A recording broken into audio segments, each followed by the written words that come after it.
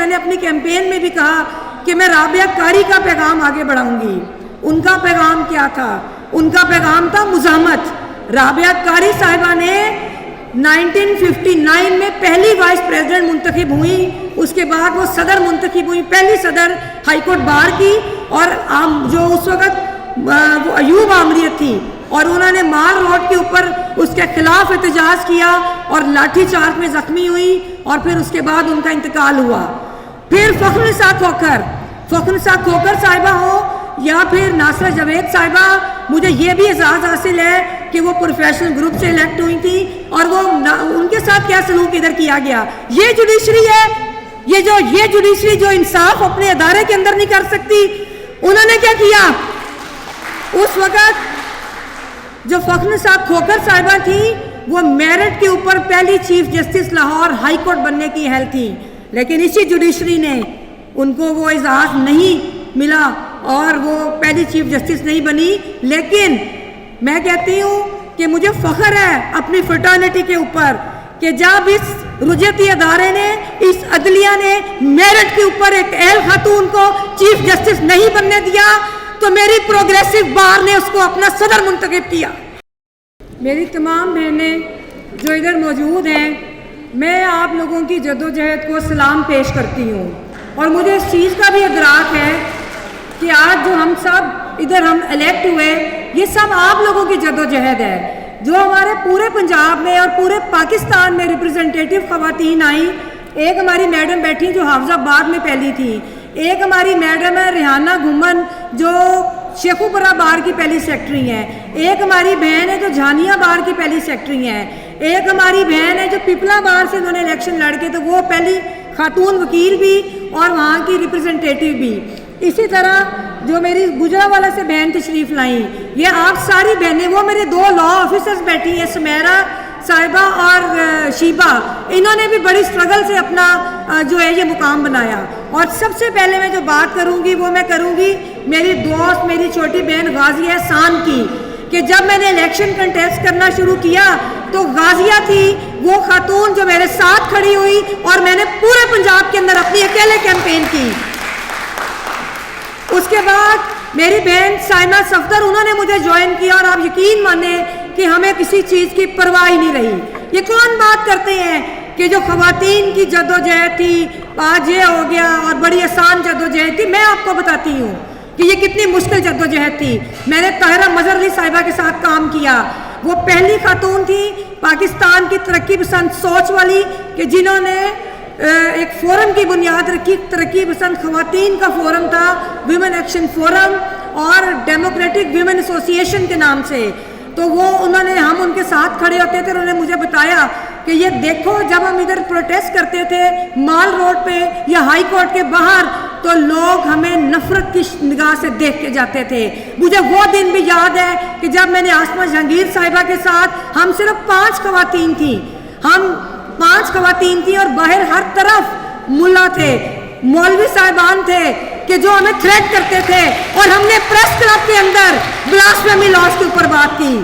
ہم کیسے بھول سکتے ہیں اس جدوجہد کو کہ جب بھٹو صاحب کے بعد بے نظیر بھٹو اور ان سے بھی پہلے نصرت بھٹو صاحبہ گھر سے نکلی اور انہوں نے آمریت کو للکارا, اور وہ آمریت تھی کہ دنیا کی بدترین آمریت تھی. اس کے بعد MRD کی بنیاد رکھی کہ جس نے پاکستان کے اندر ایک بہت بڑی جدوجہد تھی جو کہ جمہوری قوتوں کی جدوجہد تھی. اس کے بعد اگر آپ بات کریں جب کڑا وقت ANP کے اوپر آیا, ANP ایک ترقی پسند بائیں بازو کی جماعت, جب ان کے اوپر کڑا وقت آیا تو نسیم ولی خان صاحبہ نے پارٹی کی قیادت کی. اس کے بعد نون لیگ جو یہ کہتی تھی کہ خواتین کی جو سیاسی شمولیت کو وہ برداشت نہیں کرتے تھے, تو اس کے بعد جب ان کے اوپر کڑا وقت مشرف دور میں آیا تو کلثوم نواز شریف صاحبہ نے اس کی قیادت کی. اور اس سب سے بڑھ کے جو سب سے پہلی آپ کے ملک کے اندر آمریت تھی, جو ایوب آمریت تھی, اس کا جو مقابلہ تھا وہ بھی فاطمہ جناح نے کیا تھا. تو ابھی رابعہ قاری صاحبہ کی میں بہت فین ہوں, اور میں نے اپنی کیمپین میں بھی کہا کہ میں رابعہ قاری کا پیغام آگے بڑھاؤں گی. ان کا پیغام کیا تھا؟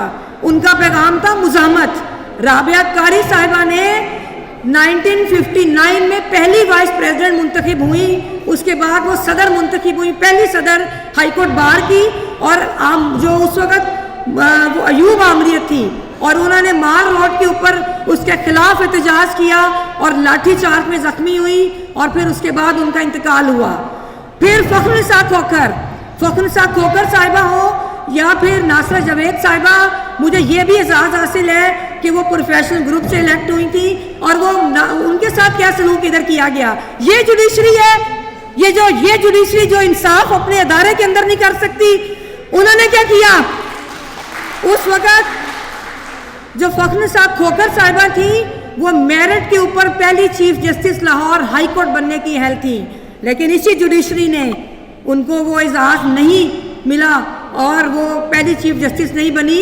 लेकिन मैं कहती हूँ कि मुझे फ़ख्र है अपनी फ्रेटर्निटी के ऊपर कि जब इस रुजती अदारे ने, इस अदलिया ने मेरिट के ऊपर एक अहल खातून को चीफ जस्टिस नहीं बनने दिया, तो मेरी प्रोग्रेसिव बार ने उसको अपना सदर मुंतखब किया। ये जवाब था इस जुडिशरी को।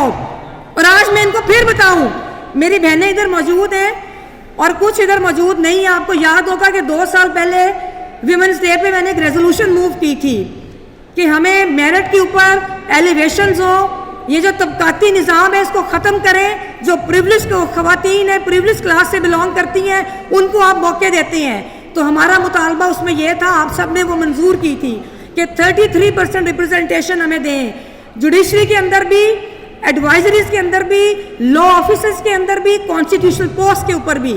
और हम अब अपनी बहन है मेरी, बाकी हमारी कैबिनेट है, मैं आपसे फिर ये वादा करती हूँ कि उस रेजोल्यूशन को हम इम्प्लीमेंट करवाएंगे। आप मेरे साथ हैं साहब, और हमें जो भी करना पड़ा हम उसके ऊपर हर तरह का लाया अमल तैयार करेंगे। आप लोगों की मदद से हम लोग मिलजुल के उस रेजोल्यूशन के लिए हर कॉर्नर पे जाके आवाज़ उठाएंगे। अब उसके बाद मैं कभी नहीं भूल सकती मेरी बहन फिरोज़ा रुबाब कि जिसका वुकला तहरीक के अंदर जो किरदार था। देखिए, जो स्लोगन्स होते हैं, जो नारे होते हैं, वो हर तहरीक की जान होते हैं। और मैं समझती हूँ कि मेरी बहन का एक तारीखी किरदार था कि जब हम लोगों को, हमें वो भी याद है कि जब हम थोड़े से लोग इधर माल रोड पे रह गए, बड़ा जबर था उस वक़्त, तो वो मेरी बहन ने पूरे पाकिस्तान में निकल के हमारी आवाज़ उठाई। मैं उसको भी याद करती हूँ, उसको खराज तहसीन पेश करती हूँ। अब एक और इशू है, वो आपको पता है कानून बना हुआ हरासमेंट लॉ, उसके अंदर एक प्रोविज़न है कि हरासमेंट कमेटी बनेगी।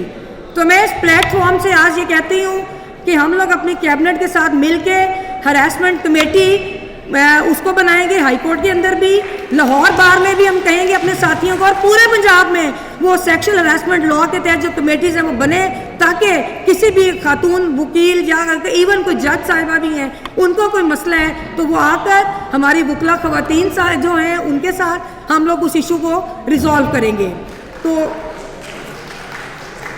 इन्हीं गुजारिशात के साथ मैं एक दफ़ा फिर आप सबको खराज तहसीन पेश करती हूँ, और मैं जो अपने मेल कोलीग्स हैं मैं उनका भी शुक्रिया अदा करती हूँ कि आप हमारी स्ट्रगल से इतने हालात बदले कि जब 2009 में मैंने पहली औरत थी कि जिसने हाईकोर्ट बार की सेक्रेटरी का इलेक्शन लड़ा, तो बहुत सख्त दौर था, बड़ी मुखालफतें थी, और आज हम दोनों कामयाब हुए और पहली सेक्रेटरी कामयाब हुई। मैं उनको भी मुबारक देती हूँ और मैं आपको भी मुबारक देती हूँ। और आइंदा ये जो अभी बात हुई थी ना, आखिरी बात मुझे याद आई कि अभी मेरी बहन ने वो की मखसूस सीट करने की। देखिए, इसकी एक डिबेटेबल इशू है, इसको हम बिल्कुल भी रिजेक्ट या रिबाट नहीं करते। सियासी जमातों के अंदर जो मकसद था वो ये था कि इस साम्राज्यिक, इस जो सरमायादाराना जमहूरियत के अंदर जो वर्कर नजरियाती ख़वातीन जो इलेक्शंस नहीं लड़ सकती, उनको किस तरह पॉलिटिकल प्रोसेस में शामिल किया जाए।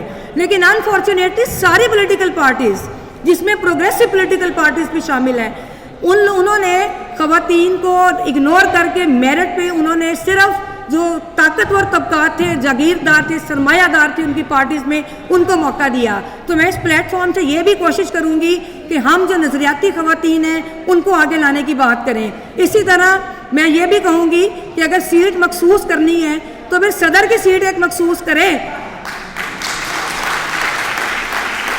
और अगर ये भी नहीं, हम इस पर डिबेट कर लेंगे کہ آپ چاہے 4 سال بعد ایک صدر کی 4 سیٹیں مخصوص کریں کہ 4 میں صرف خواتین کا الیکشن ہو. بہت شکریہ, بڑے مہربانی.